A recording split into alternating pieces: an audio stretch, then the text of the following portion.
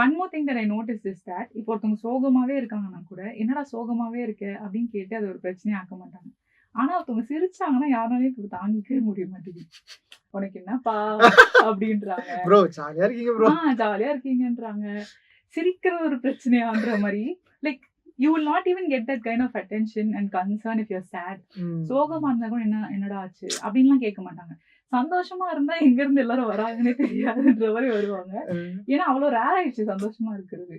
இருந்தா என்ன, சிரிச்சா என்ன, சிரிக்கிறதுலாம் ஏதோ பெய்டான விஷயம் மாதிரி இல்ல. நான் கேமரா மட்டும் தான் சிரிப்பேன்.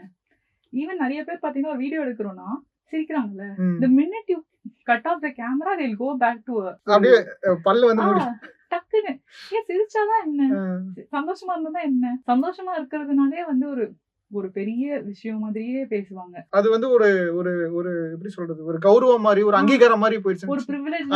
அதுதான் வார்த்தை கிடைக்காம கேட்டேன். ஆமா, உனக்கு என்ன, உனக்கு எல்லாம் இருக்கு, நீ சந்தோஷமா இருக்க, எனக்கு தான் இல்ல.